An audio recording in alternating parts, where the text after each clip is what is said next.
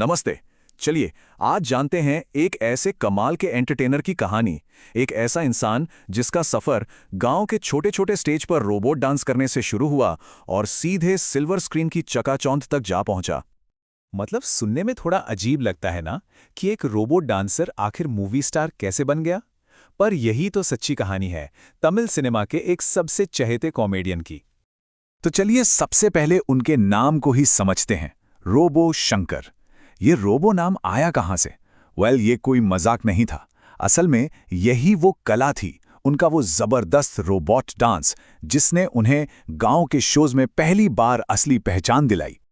तो उनका सफर फिल्मों से बहुत बहुत पहले शुरू हो चुका था। उनकी असली ट्रेनिंग, उनका टैलेंट, वो सब गांव के मंचों पर हजारों लाइव दर्शकों के सामने निखर रहा था।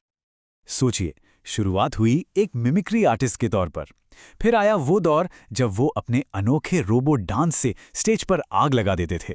और फिर स्टैंड अप कॉमेडी से अपनी एक अलग ही पहचान बना ली। और फिर टीवी शो कला का पुवाथु यारू ने तो जैसे सब कुछ बदल दिया। इसी शो ने उन्हें घर घर तक पहुंचा दिया। अब जब टीवी पर इतनी जबरदस्त कामयाबी मिली तो जाहिर है सिनेमा के दरवाजे भी खुलने लगे। लेकिन बड़े पर्दे तक का ये सफर उतना भी आसान नहीं था जितना लगता है। ये टाइमलाइन देखिए, ये सब कुछ बता देती है। 1997 में एक छोटा सा अनक्रेडिटेड रोल, फिर पूरे 10 साल का इंतजार, तब जाकर 2007 में टीवी पर वो बड़ा मौका मिला। 2011 में एक फिल्म भी मिली, लेकिन हुआ क्या, उनके बहुत सारे सीन ही काट दिए गए।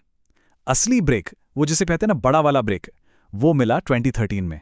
मतलब 15 साल से भी ज्यादा का संघर्ष। ये होती है लगन। और बस इतने सालों की मेहनत अब रंग ला रही थी। वो अब सिर्फ फिल्मों में एक साइड एक्टर नहीं थे, नहीं, वो तो सीन स्टीलर बन चुके थे। मतलब जब भी वो स्क्रीन पर आते शो उनका हो जाता था। और फिर आया साल 2015 और फिल्म मारी। ये वो रोल था जिसने सब कुछ बदल दिया। इस फिल्म के बाद क्रिटिक्स और ऑडियंस सब ने उन्हें नोटिस करना शुरू कर दिया। मतलब सीरियसली नोटिस करना। अब बात सिर्फ उनके वन लाइनर्स की नहीं थी। लोग उनके अंदाज, उनकी कमाल की बॉडी लैंग्वेज पर फिदा हो रहे थे। क्रिटिक्स तक लिख रहे थे कि उनका जो अंदाज है वो बिल्कुल यूनिक है। वो अपने वन लाइनर्स और बॉडी लैंग्वेज से पूरा शो चुरा ले जाते हैं। और ये तो बस शुरुआत थी। ठीक एक साल बाद 2016 में उन्होंने एक ऐसी परफॉर्मेंस दी जिसे क्रिटिक्स ने साल की सबसे मजेदार परफॉर्मेंस में से एक बताया। अब वो सिर्फ फिल्म के कॉमेडियन नहीं थे, नहीं, उनकी कॉमेडी फिल्म का मेन इवेंट बन चुकी थी। एक क्रिटिक ने तो यहां तक लिखा कि उनकी कॉमेडी इतनी जबरदस्त थी कि हंसते हंसते बीपी भी कम हो जाए। मतलब लोग सिर्फ उनकी कॉमेडी देखने के लिए थिएटर आ रहे थे। लेकिन कहानी सिर्फ एक्टिंग तक ही सीमित नहीं है। स्क्रीन के पीछे भी वो एक मल्टी टैलेंटेड आर्टिस्ट और एक पूरे फैमिली मैन थे। मतलब वो स्टैंड अप कॉमेडियन तो थे ही, एक्टर भी थे, पर इसके अलावा वो एक डबिंग आर्टिस्ट भी थे। यहां तक कि प्लेबैक सिंगिंग में भी हाथ आजमाया। और कमाल की बात देखिए, टैलेंट पूरे परिवार में है। उनकी पत्नी प्रियंका और बेटी इंद्रजा दोनों ही एक्टिंग की दुनिया में हैं।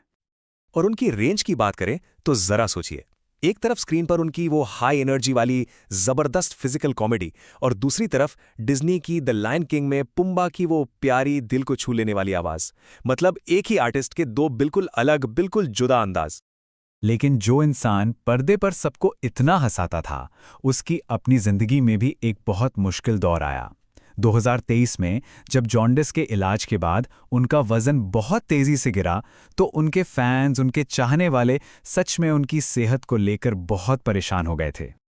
और फिर दुख की बात यह है कि उनका ये सफ़र बहुत ही अचानक और बहुत ही अप्रत्याशित तरीके से खत्म हो गया। वो सिर्फ 46 साल के थे।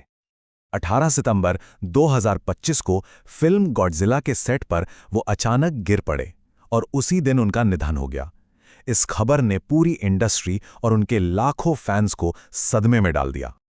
तो आखिर में एक सवाल मन में आता है कि एक कॉमेडी परफॉर्मेंस को क्या चीज़ हमेशा के लिए यादगार बना देती है? शायद इसका जवाब रोबो शंकर के नाम में ही छिपा है। रोबो जैसी कला की सटीकता और शंकर जैसा एक इंसानी दिल। शायद यही वो कॉम्बिनेशन था जिसने उन्हें हमेशा के लिए अमर बना दिया।